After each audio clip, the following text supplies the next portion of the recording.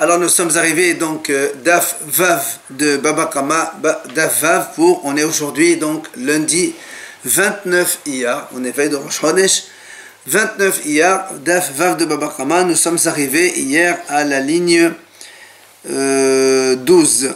Ella de la Efkaden. Alors on était en train de poser la question, Hassad Hashavi Shebahen, on a dit dans la Mishnah, après avoir cité les 4 chefs de dommages, on a dit le point commun à tous. Alors moi elle pose pourquoi on dit ça, ça inclut quoi? Il a dit ça inclut le coteau, la pierre ou le chargement qu'on a mis sur le toit, après ils sont tombés par un vent ordinaire. Alors on a dit comment le dommage s'est effectué, soit si c'est dans la chute, c'est la même chose que Esh. Maintenant si c'est déjà qu'ils sont déjà tombés à terre, on a dit 2 situations. Premièrement, s'il les a abandonnés, c'est la même chose que bord. On a déjà cité le bord, pourquoi tu cites ça? Alors on a dit Ella de la Efkadenhu. On parle ici dans le cas où il n'a pas abandonné, c'est-à-dire son couteau, son chargement ou sa pierre qui sont tombés du toit à terre. Le monsieur donc tient à les reprendre, il ne les a pas abandonnés, ils sont à lui. Alors l'Agma a dit l'Ishmoel de Amal Kulam Miboro Lamadno Hainobo. Shmuel a dit que lorsque on a un objet qui était sur notre toit et qu'il tombe, qu'on l'abandonne pas, il a le même statut que le bord. Donc comme le bord aussi c'est pareil, on est hayab, donc on a déjà cité. Alors ça inclut quoi? Alors la a dit il est olam de Afkadenhu. En vérité, il a abandonné. Alors s'il a abandonné, tu vas me dire c'est la même chose que le trou. Puisque le trou c'est la même chose, quelqu'un a fait un trou, il a abandonné dans Shotarabim. Alors la a dit Vela Adamo la bord. Mais malgré tout, ça ne ressemble pas au trou. Pourquoi? Parce que c'est parce que dans la différence avec le trou, c'est que le trou, il n'a pas une force extérieure qui l'accompagne. Quand on a fait un trou, il reste sur place, il ne bouge pas. Alors que ceux-là, ils étaient sur un toit. Il y a eu un vent, il les a un peu poussés, ils se sont déplacés. Mais là, c'est-à-dire que si le copain, il a fait un bord, il a abandonné, il est d'accord? Voilà. Mais là, il était à cause de bord. Mais le bord, on l'a déjà cité. À quoi ça sert? C'est pour ça qu'il lui dit ici, non, c'est pas comme le bord. Le bord, il n'a pas une force extérieure qui l'accompagne, alors que ceux-là, ils ont une force extérieure. Donc, c'est pas la même chose. Tout le problème, c'est que pourquoi tu parles de ça? Si ça fait partie d'un autre chef qu'on a déjà cité, c'est pas la peine. Alors, il dit, c'est vrai, c'est comme le bord, mais ça ressemble pas au bord. Parce que le bord, c'est un piège, donc un dommage qu'on met dans la rue, qui peut faire tomber des gens, faire des dommages, mais qui ne bouge pas de sa place. Or, ceux-là, ils étaient sur un toit, ils se sont donc déplacés. Alors, la moi a dit, très bien, mais alors, dans ces cas-là, ça ressemble au feu, puisque le feu aussi, ça se déplace. Et le feu, on l'a déjà cité comme chef de dommage. Alors, la moi a dit, non, on a dit quand même c'est pas pareil comme le feu, parce que le feu, comment il fait des dommages? En se propageant. Alors que celui-là, quand il tombe à terre, il ne bouge plus. Alors il dit Bortoria, pardon? Il bougeait pourtant. Non, ça c'est du toit vers la terre, mais après quand il est sur la terre, il ne bouge plus, après c'est fini. Alors le mot a dit Bortoria, mais voilà le trou aussi c'est pareil, il ne bouge pas. Et pourtant, donc, quand il endommage, il fait, on paye. Et donc à 3, le feu, le puits et le trou, et c'est donc ces fameux pierres, couteaux ou chargements qui étaient sur toi qui sont tombés, on arrive donc à déduire que ce Hassad Hashav Shebahen, donc c'est pour ces 3-là que quand ils sont tombés, ils doivent payer le dommage s'ils endommagent quelqu'un. Ça c'est donc l'Agmara qui a donné une réponse à Abaye. Rava il dit, j'ai une autre réponse. Amar la tuye bona mitgalgil bedrale adam bedrale behema. Rava dit, tu sais quoi, ce Hassad Hashav Shebahen, ça vient inclure un autre mode de endommagement. C'est quoi? C'est comme un trou, mais qui roule par les pieds des gens ou par les pattes des animaux. C'est-à-dire un obstacle qui est traîné par les gens. Il ne reste pas sur place. Alors, le m'a dit, Hechidami. Ben, il dit par exemple, tout simplement, quelqu'un il a mis une pierre dans la rue, la sienne, il a posé quelque part, sur place, là où elle était, elle n'a pas fait de dommages. En marchant, les gens, ils l'ont un peu traîné, et là où ils l'ont traîné, elle a fait des dommages après. Alors là aussi, l'Agma a dit, comment ça s'est passé? Et aussi, ce monsieur, quand il a posé la pierre, ou un autre obstacle dans la rue, il a abandonné, dans ces cas-là, Ben Rab Ben Shmuel Hainobo. On a vu tout à l'heure que ce soit pour Rav ou que ce soit pour Shmuel, c'est la même chose que Bor. On a déjà cité. De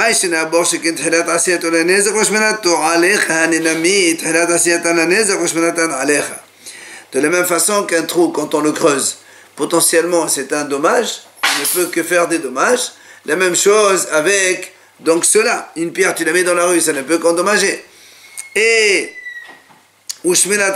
tu dois les garder évidemment pour ne pas que ça blesse les gens, ou sinon tu vas payer.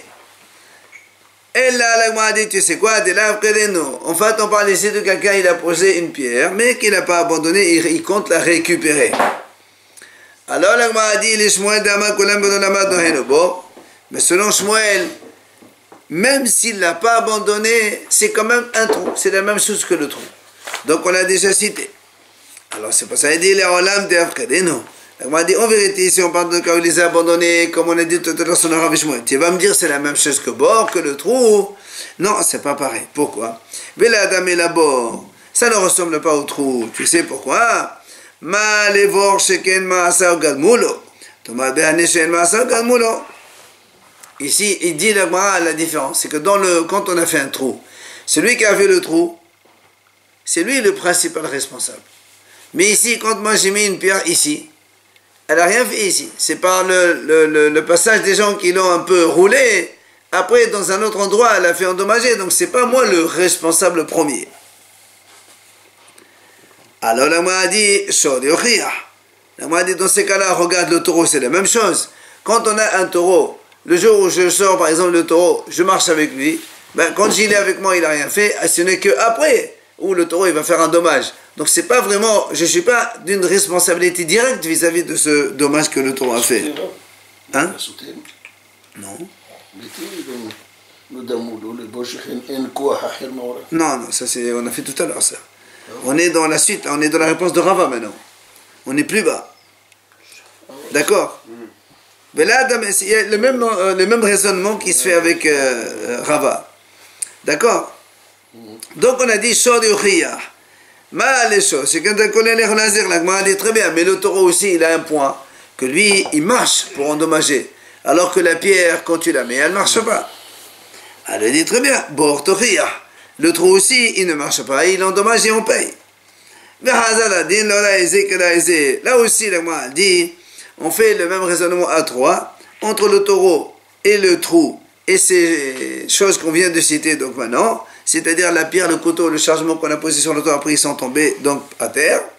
Et donc on conclut qu'eux aussi ils payent le dommage. Ça fait donc on inclut un autre dommage dans la Mishnah. Rav Adabar Ava, il vient aussi lui aussi nous donner un autre enseignement, une autre réponse à ça d'Ashaveh Shebahin, pourquoi la Mishnah dit ça. Et lui il dit il vient inclure ce que la Braïta enseigne. Qu'est-ce qu'elle dit la Braïta? La Braïta dit Kol elu she'amru potken bivotehen urofin me'adotehen bimot ahama en lahem reshut bimot hagishamim yishem reshut afal pi shebeshut im hezeru hayavim lishalem. Il dit, la Braïta dit comme ça, tout cela qu'on a dit, potken bivotehen, c'est-à-dire ceux qui, vous savez, à l'époque, quand il y avait des égouts qui se remplissent, on ouvre pour dégager dans la rue. Après, on remplit. C'est comme ça qu'ils faisaient.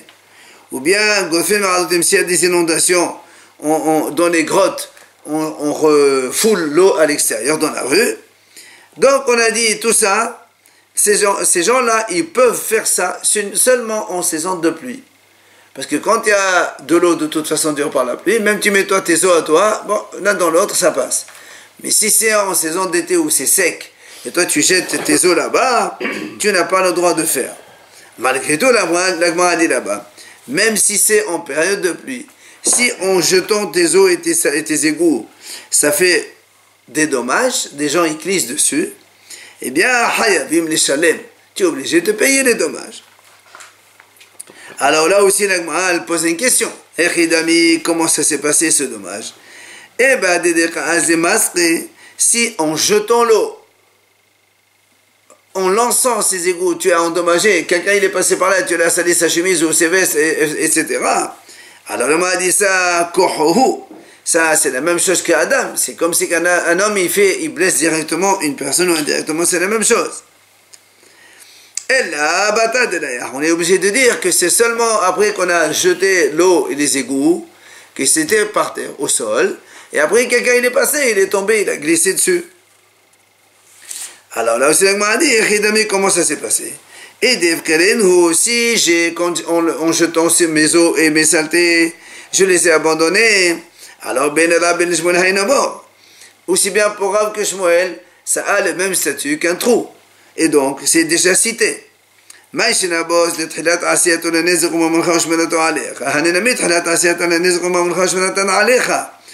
la même façon que le trou, c'est toi qui l'as fait, et c'est ton bien, et tu dois le garder, cela aussi, ça t'appartient. Tu dois le garder, c'est toi qui les as mis là-bas, ça ne peut que blesser. Et là, tu vas me dire, non, on ne les a pas abandonnés. Alors il dit, même si tu les as abandonnés, les Shmuel, Shmuel, il a dit, de toute façon, c'est comme un trou quand même. Donc, tu inclus quoi ici? Alors, la Gemara répond, Léolam d'Efkarenu. En vérité, on parle ici dans le cas où un homme, il a lancé ses égouts et ses eaux dehors et il les a abandonnés. Alors, tu vas me dire aussi bien, pour que Shmuel, c'est un trou. On te dit, non, Veladam et la bord. Ça ne ressemble pas au trou. Tu sais pourquoi ça ne ressemble pas? Parce que Malevor Sheken Shelo Bershut, Ma Bernesh Bershut. On m'a dit, dans le trou, c'est sans autorisation. Personne ne te donne le droit de faire un trou dans les rues. Mais là, on a dit, dans les saisons de pluie, on est autorisé à jeter ses eaux dehors.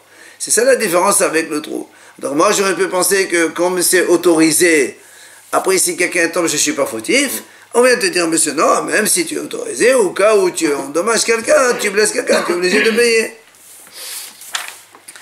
Alors la loi dit, mais le taureau, il prouve aussi que même si on a le droit de marcher dans la rue avec nos taureaux, tu ne vas pas dire, ah, j'ai le droit de jeter l'eau, alors je ne suis pas responsable. Ben, le taureau aussi, tu as le droit de promener ton taureau. Mais s'il endommage, tu blesses. Donc c'est la même chose, qu'est-ce que tu vas m'apprendre? Alors, la Gemara a dit, là aussi, elle m'a dit, si tu me dis que le taureau, il est contre-preuve, ben, la différence, c'est que le taureau aussi, il marche. Parce que tu m'as dit, voilà, le taureau, j'ai le droit de prendre mon taureau. C'est vrai. Mais le taureau, lui, il marche. Alors que tes os, quand tu les jettes dans la rue, ils restent sur place, ils ne bougent pas. Donc, je ne peux pas apprendre l'un de l'autre. Mais nous, on a dit, après qu'ils soient posés. C'est pas pendant le lancer. C'est pas quand j'ai jeté. Quand ils étaient déjà au sol. C'est pour ça que l'on m'a dit, Hazaradin, c'est-à-dire à trois, la même chose, entre le taureau, le trou, et ces eaux qu'on a jetées pendant les saisons de pluie, alors on inclut comme quoi il faut payer les dommages. Encore une fois, Ravina vient nous apprendre encore une autre idée. Qu'est-ce que ça peut inclure, cette phrase de la Mishnah, Hasad Hashaveh Shebahen? Il dit, voilà, dans une Mishnah, on va voir, c'est marqué.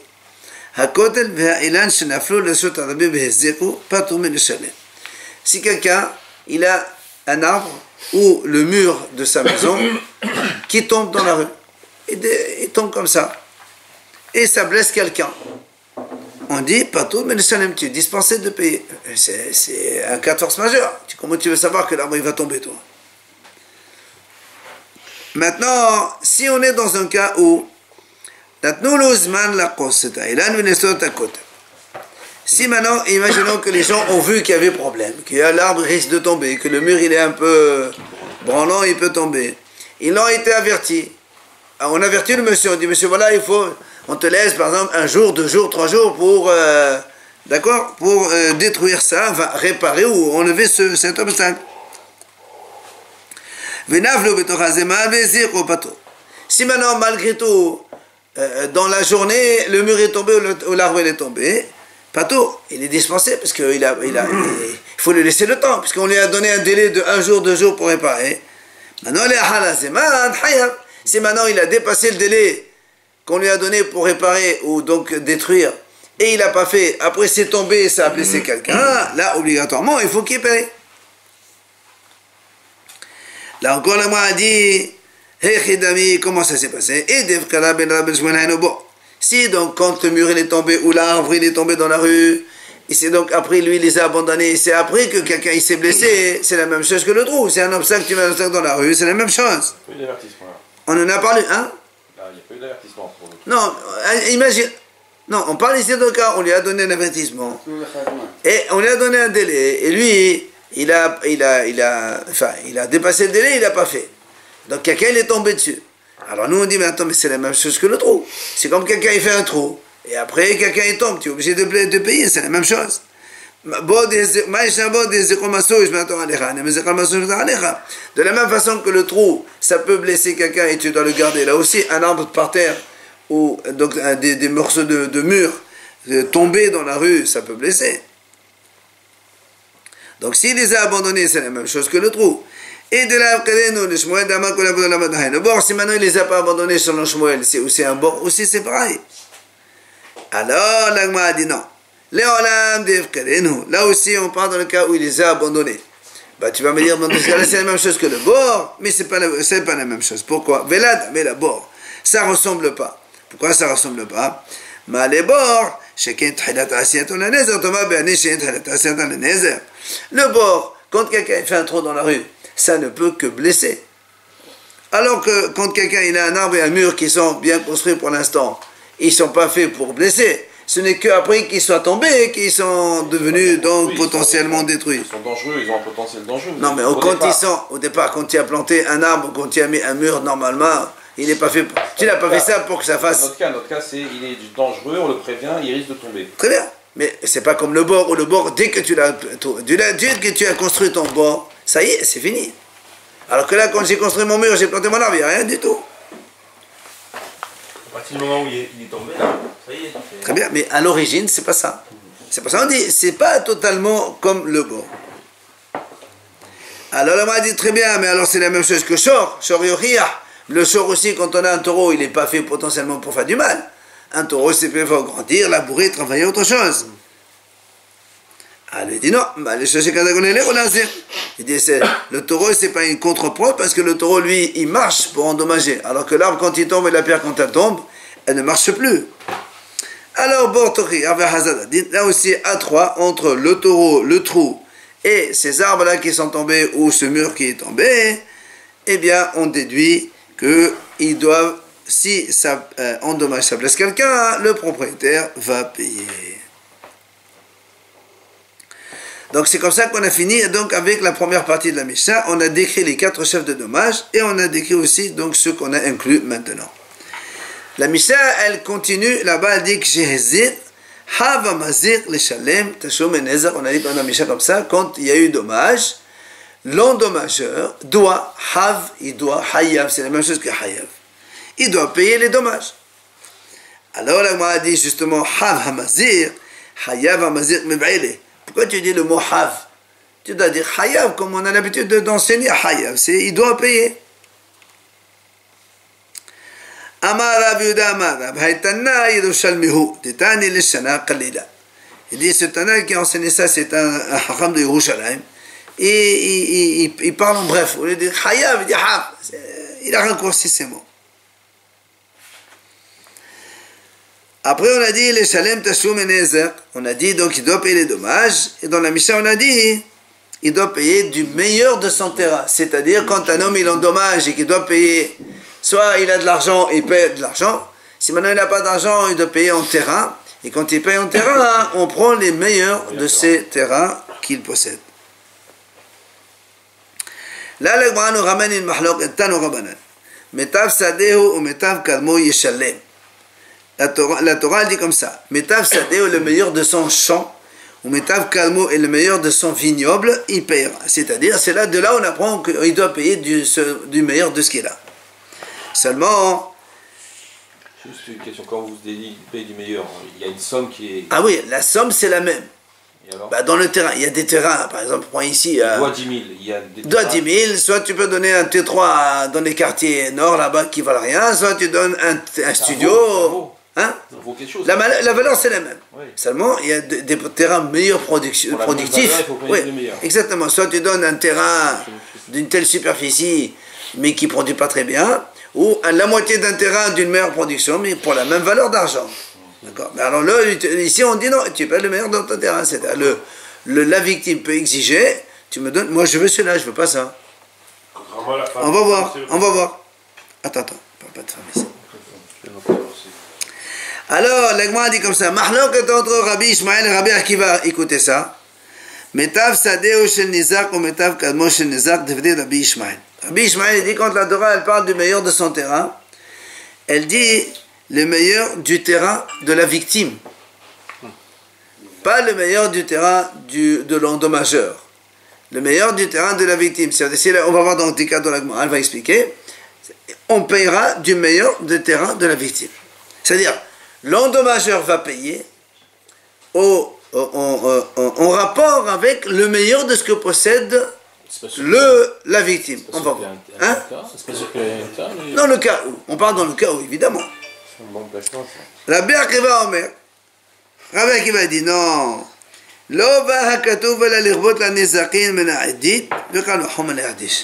Rabbi Akiva dit pas du tout. La Torah, quand elle dit Metav Sadeh, Metav Kamo, c'est tout simplement pour dire que, justement, comme on comprend nous, l'endommageur qui va payer, il donnera le meilleur de ses terrains. C'est ce que dit Rabbi Akiva.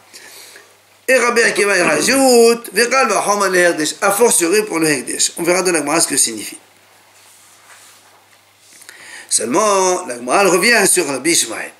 Quand on a dit, selon Rabbi Ishmael, il paye du meilleur de la victime. Oui. Alors la Gemara pose une question. Rabbi Ishmael, Achal Shemena, Meshalem Shemena. Achal Kehosha, Meshalem Shemena. La Gemara dit, imaginons, voilà, un taureau, il rentre chez un monsieur, il mange un carré de légumes, je sais pas, un carré. Bon, imaginons que le carré, il vaut, maintenant, 50 €. Ok? C'est un bon carré, de bonne valeur. Alors, Rabbi Ishmael, qu'est-ce qu'il dit? Moi, je dois payer combien ça coûte? 50 €. Puisque tu as dit le meilleur de la victime. Mais si on dit qu'il a mangé Khoucha, imaginons maintenant ce taureau, il est rentré dans le champ voisin, il a mangé un carré de légumes, mais là il n'y avait pas grand chose, c'était pas de la bonne production, ça valait que 20 €. Toi tu vas lui dire quoi, tu sais, tu vas payer à 50 € parce que le même carré dans le champ de ce monsieur, ça a une production meilleure de 50 €. Où tu as vu ça? Je fais un dommage de 20, je paye 50, c'est-à-dire ça. C'est illogique. La valeur reste toujours la même. Non. Après, Et non. Rabbi Ishmael, il a dit, on voit selon le meilleur de la victime. Et parmi ses terrains, lui. C'est terrain à lui. D'accord. Mais C'est-à-dire, imagine, je mange dans son terrain à lui, d'accord, un carré qui coûte 20. Toi, tu me dis, on ne regarde pas ce carré qui coûte 20, je regarde le meilleur carré qui est productif dans le terrain. peut-être que là, ce sera un demi-carré alors. Ah non, il n'y a pas marqué ça. Il n'y a pas marqué. Tu regardes le même terrain, le meilleur de meilleure production. C'est pas ça, nous, on ne comprend pas que ça veut dire ça. Je mange pour 20, je paye pour 50. Où tu as vu ça, toi? Chez les Juifs. Non. Amar avait dit Balavina, Rabbe Masrina, qui ronge Shachala, Rabbe Nanrod, il a donné Nikhosha, Achal, Eshmin, Achal, Demishalem, Shemina. Il vient ici, Rabbe dit, il dit non, tu sais quoi, ici on part dans un cas où le taureau il a mangé un carré. Seulement, on ne sait pas ce carré, est-ce que ça fait partie des meilleurs ou des moins bons. D'accord? Alors, comme on ne sait pas, le Rabbi Ishmael dit, tu payeras le carré de la meilleure production. Tu payes le plus cher. Alors, le m'a dit, où tu as vu ça? Le m'a dit, Amar Rava. Rava, il dit comme ça. Ouma, il lui a donné des khosha, achal, la misalem le khosha. Hata dit la donné des khosha, achal, ishmena, achal, misalem ishmena. Hamouslim, havedon. Alors, allez. La Gemara dit, ici déjà, quand il a mangé un carré maigre, toi tu me dis, il paye le carré maigre. Maintenant, il ne sait pas ce qu'on a mangé. Tu veux lui faire payer un gros carré. Nous, on a un principe, quand on veut sortir de l'argent de quelqu'un, c'est à nous à amener la preuve. Ici, on ne sait pas. Pourquoi tu vas le faire payer gros? Ça ne marche pas. Alors, de quoi il parle, Rabbi Ishmael, ici? Quand il a dit, on prend le meilleur de la victime, c'est de quoi il parle? Ella Amar Rabaha Bar Yaakov. C'est pour ça que Rabaha Bar Yaakov nous donne maintenant la réponse. Il dit Acha b'may askenan ki ron shehaita iddit dinizar ki zebodit demazir. Il dit en fait voilà ce qui se passe ici. C'est que on va prendre comme ça. Il y a 3 types de terrain. Il y a numéro 1 c'est le meilleur, numéro 2 c'est moyen et numéro 3 c'est le moins bon. D'accord? 1, 2, 3. Il dit la Gemara, voilà le cas.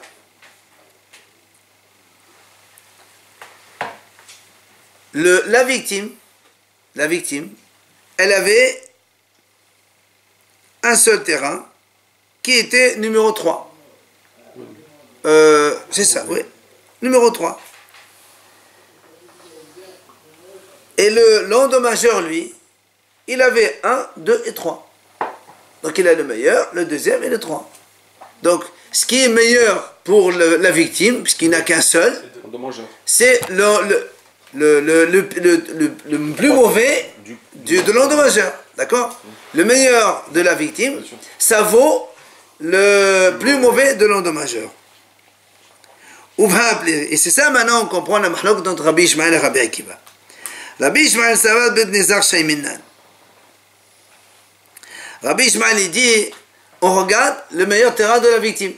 Comme la victime, son meilleur terrain c'est numéro 3, alors l'endommageur il va le payer les terrains numéro 3. D'accord? La victime il a un terrain on a dit. La victime elle a un terrain et c'est numéro 3. Il paye 3. Et donc l'endommageur, moi j'ai 1, 2, 3, je le paye du 3, puisque c'est le meilleur que le tien. Donc je me réfère à toi, à ton meilleur à toi. Alors que Rabbi Akiva dit non, ça va Bedmazir, Shaymenan. Rabbi Akiva dit non, moi j'ai 1, 2, 3, je paye de 1. Chez moi, le meilleur, on regarde mon terrain à moi. L'endommageur. Mon endommageur. D'accord? Hein? Il n'a pas un profit alors Et non, l'argent c'est le même. La valeur. La valeur elle est la même. Mais donc quel terrain tu choisis? C'est ce qui est dans ma langue, c'est là. Rabbi Ishmael dit on voit la victime. Donc comme la victime, son meilleur terrain c'est 3, alors je lui donne 3. Et Rabbi Akiva dit, on voit le meilleur de l'endommageur. Comme moi j'ai 3 types et le 1 je l'ai ici, alors je paye de mon terrain numéro 1. La question du début, alors 20, tu peux payer 20 et il va lui donner 50. Ah non, il n'y a plus de questions maintenant. Mais non, il n'y a plus de questions. Mais non, c'est pas 20, c'est 50. Mais non, maintenant regarde, maintenant selon Rabbi Ishmael. Tout à l'heure c'est le problème c'est avec Rabbi Ishmael. Il a dit, on prend le meilleur de la victime. Nous on croit que tu manges 20 et tu payes 50. Tu dis non, ici on parle que la victime ne possède que le mauvais. 20. Donc, le mot 20. Donc, il n'y a que des 20. D'accord. Alors maintenant, tu as mangé 20. Selon Rabbi Ishmael, je te paye 20 de mon mauvais terrain. Selon Rabbi Akiva, je te paye 20 de mon meilleur terrain. C'est-à-dire, selon Rabbi Ishmael, je vais te donner, par exemple, 100 mètres carrés, qui coûtent 20 euros. Alors que selon Rabbi Akiva, je te donne 20 mètres carrés qui coûtent 20 euros. C'est un encouragement à mal faire, cette affaire-là. Pourquoi? Parce que si à chaque fois, moi j'ai 3, vous abîmez chez moi, vous me donnez 1, au contraire. Vous encouragez à abîmer parce que je vais... Mais moi, je ne suis pas bête d'abîmer. Attendez, mais moi, je ne suis pas bête. C'est moi qui paye, c'est pas vous. Donc, moi, j'ai intérêt à ne pas le faire. Oui, mais au vous allez contraire. me payer 1 une fois. Oui, après. Eh ben, je serais tenté de recommencer l'opération. Qu'est-ce que vous allez recommencer? C'est moi qui endommage, c'est pas vous. Je vais vous aider, moi. Ah non, ça ne marche pas. Comment vous allez m'aider à débarrasser? Puisque vous me donnez 1, Non. j'ai intérêt. Et je sais bien que c'est bénéfique pour vous, mais moi, je ne suis pas bête. Non plus. Maïtama des Rabbi Ishmael. Ça peut arriver, monsieur. Oui, mais Ça peut c'est la arriver. Torah qui a dit. C'est la Torah qui a dit Métaf Sadeh, c'est pas moi. Je sais faire, ça peut C'est ça la arriver. Torah qui a dit. Justement, c'est pour dissuader les gens à faire des dommages. C'est tout le but, il est là. Alors, Maïtama des Rabbi Ishmael. Moi, dit maintenant, elle explique pourquoi la raison de Rabbi Ishmael qui a dit il faut donner le meilleur de la victime. Il te dit, Ne'ema Sadeh le Mata, Ne'ema Sadeh le Ma'ala, Ma Sadeh Amon le Ma'ala din Nizak, Ma Sadeh Amon le Mata din Nizak. Alors il dit, écoute, c'est simple, comme il y a marqué dans la Torah Sadeh 2 fois, il y a marqué Uve'ed Bisde Aher, dans le champ de l'autre, donc on parle de la victime. Ici il y a marqué Metav Sadehu, alors c'est automatiquement le meilleur du champ de la victime. Ça c'est Rabbi Ishmael qui dit comme ça. Mais la Berkiva, il te dit non, Metav Sadehu, Metav Kabo Yeshalem, qui c'est qui paye? C'est l'endommageur. Alors il faut regarder son meilleur. Ok? Comme il y a marqué Yeshalem, c'est celui qui paye. Donc tu vois celui qui paye. Tu vois dans ce terrain qu'est-ce qu'il a le mieux, il paye. Alors, la Gemara a dit Rabbi Ishmael. Alors, Rabbi Ishmael, qu'est-ce qu'il fait avec ce pasouk? Il y a quand même le pasouk qui crie comme ça, il te dit le meilleur de son terrain, il doit payer. Alors, on parle de l'endommageur, on parle pas de la victime. D'accord, tu as une xéra, ça va, parce qu'il y a marqué sadé, sadé. Mais tu as quand même un pasouk ici clair qui dit l'endommageur, il paye de son meilleur de terrain. Mais, je suis désolé. À côté de ces règlements, il y a en plus une forme d'encouragement à ce mauvais penchant, parce que le mauvais penchant, il existe. Donc si vous Attendez, on parle ici d'un taureau qui est à manger. Il n'y a pas de mauvais penchant, ce taureau. Non, si je paye numéro 1 pour numéro 3... Oui, au cas où mon taureau, il a mangé. J'encourage... Mais non, j'encourage personne. J'encourage le mauvais penchant. Mais non, puisque c'est le taureau il n'a pas de mauvais penchant.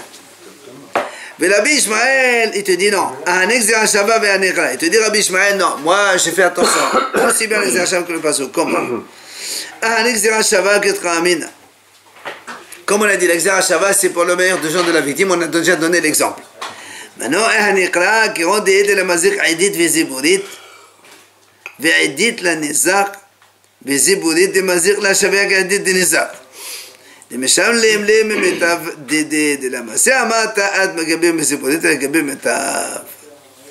Gemara dit comme ça. Ici, le pasouk, quand il a dit l'endommageur il paye de son meilleur, on parle d'un autre cas. C'est que le mazik, l'endommageur, il a 1 et 3. D'accord? Et la victime, 1 et 3. Meilleur et plus mauvais. Et le nizar, la victime, il a 1. D'accord? Bien.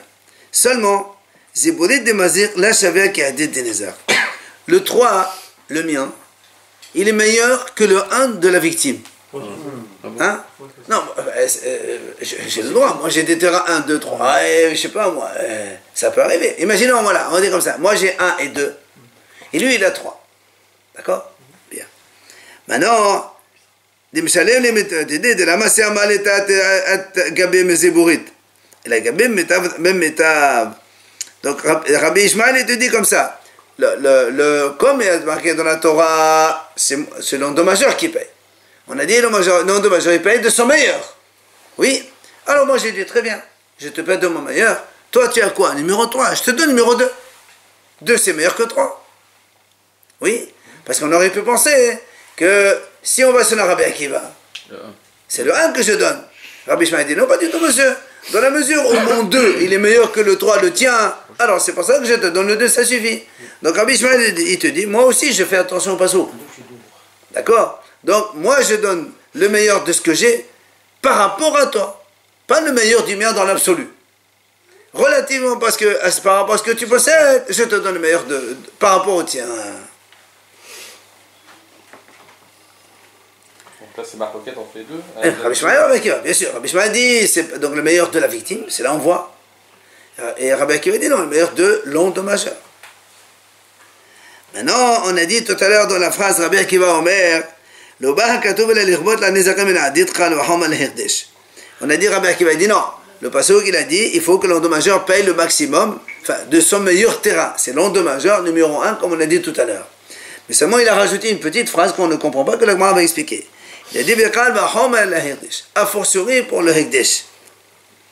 Alors moi, je veux comprendre, ça veut dire quoi cette phrase? Ça veut dire quoi?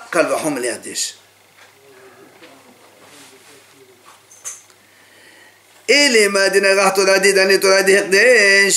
si tu veux dire par là, a fortiori, que si mon taureau, il est encore un taureau du Hekdesh, que dans ce cas-là, je dois payer aussi, a fortiori que je dois payer de mon meilleur de mes terrains, la Gemara dit, ça, c'est pas possible. Pourquoi? On verra plus loin. Quand un homme, il a un taureau, il blesse un taureau du Hekdesh, on ne paye rien du tout. Pourquoi? Parce que la Torah dit, le taureau de ton prochain. Le Hekdesh, c'est pas ton prochain, c'est pas ton ami. Hachem, c'est pas ton ami. Donc quand on blesse le taureau du prochain, du Beth Amikdash, on ne paye pas. Alors que d'un monsieur comme semblable, oui, on paye. Donc tu vois bien qu'ici, rien. Donc tu ne peux pas me dire, quand il a dit ça ne peut pas vouloir dire que si j'ai encore un taureau du Hekdesh, je paye encore plus, c'est-à-dire encore à plus forte raison que je dois payer du meilleur.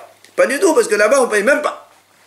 Celui qui a le tour du Hekdesh, On paye pas. il doit rejeter un, c'est tout. Alors, non, Tour du Hekdesh, ça veut dire qu'il appartient au Beth Amikdash. Oui, mais il a acheté pour l'offrir. Non, non, non, non. Beth Amikdash, c'est Beth Amikdash. 30 euros. On va pas du terrain. Alors. Hein? On va pas du terrain. Quel terrain? On peut parler d'un terrain? Nous, on veut comprendre qu'est-ce que ça veut dire cette phrase. Alors, au début, on essaie de déduire qu'est-ce que ça veut dire. Si c'est ça, vraiment ça, ça peut pas marcher. Et continue. Elle, les Omer Hane Alem, Ane le Bede Kabaï.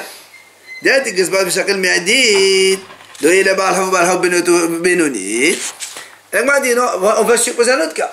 Donc, quelqu'un, tu dis, il faut prendre le meilleur de l'endommageur, dans le Hekdesh. Il dit, voilà, supposons un cas. Moi, j'ai fait un don. Je dis, voilà, je fais un vœu, je veux offrir maintenant 1000 euros au Beth Amikdash. Bon, il attend, après un moment, il faut bien que je paye. Si je ne paye pas, il y a le trésorier de Beth Amikdash qui vient faire une saisie chez moi. C'est normal, obligé. Alors, la Gemara a dit, alors est-ce qu'on va supposer que quoi? Que quand il vient le Gizbar chez moi, le trésorier de Beth Amikdash, il va me prendre donc le meilleur de mon terrain pour donc encaisser ces 1000 euros. C'est ça qu'on dit. C'est ce qu'on comprend en tout cas quand on dit Uchal Vahom, a fortiori pour le Hekdesh. Donc je vais prendre donc 1000 euros donc de mon meilleur terrain. La Gemara a dit, même ça, c'est pas possible. Hein? On ne rentre pas dans le détail. Shodaï, ça y est, on a enlevé ça, on a éliminé. Là, celui-là, Shor de Beth Amikdash. Non, il n'y a plus de Beth Amikdash ici. C'est pas Shor. J'ai fait un don. J'ai fait un don Beth Amikdash. Je ne paye pas. La Torah dit, il faut faire une saisie. Alors, saisie quoi? Tu me prends le meilleur de mon terrain. La Gemara dit non, c'est pas possible. Même ça, c'est pas possible. Pourquoi? Loïhe le Baal Hov. La Gemara dit, considère-moi comme quoi? Comme un créancier. J'ai fait une dette chez toi. Quand on a une dette, au Baal Hov Benonit, le Baal Hov, c'est quand on a une dette avec quelqu'un, si après il ne paye pas, on ne va pas lui prendre le meilleur de son terrain. On lui prend le moyen, Benonit, le moyen, deuxième choix. Pas le premier et pas le plus mauvais, le troisième. On prend que le deuxième. Hein? Il faut qu'il y ait un moyen. Oui, on parle dans le cas où il y a toujours, enfin, des gens, ils ont toujours des terrains à l'époque. Non, le moyen, s'il n'y a que des mauvais, oui. Non, on verra après, ça c'est un autre sujet. On verra après quand on a passé, qu'est-ce qu'on fait. Mais quoi qu'il en soit, pour l'instant, si tu considères, donc, nous on essaie de comprendre la phrase de Rabbi Akiva, quand il a dit, a fortiori pour le Hekdesh.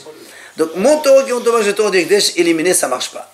Maintenant, ce cas-là aussi, la Gemara l'élimine, elle dit, ça ne marche pas non plus. Si moi je dois de l'argent au Beth Amikdash, et que je n'arrive pas à payer, donc je suis un débiteur pour le Hekdesh, et un débiteur vis-à-vis du prochain, il ne paye jamais de son meilleur. On paye toujours du moyen. Alors qu'est-ce que ça veut dire? On n'arrive pas à comprendre.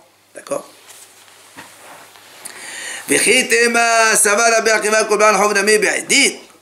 Si maintenant tu me dis non, Rabbi Akiva lui il pense que Baal Hov, une créance, elle peut se saisir dans le meilleur des terrains aussi. On peut supposer ça. Il dit non. Et quand les meflar ma ba les Baal Hov, c'est qu'elle fait Korban Nezarim, Thomas Birne sur la Korban Nezarim. La Gemara dit c'est pas possible. Pourquoi c'est pas possible? Parce que le Baal Hov, c'est-à-dire Rabbi Akiva il ne peut pas penser ça.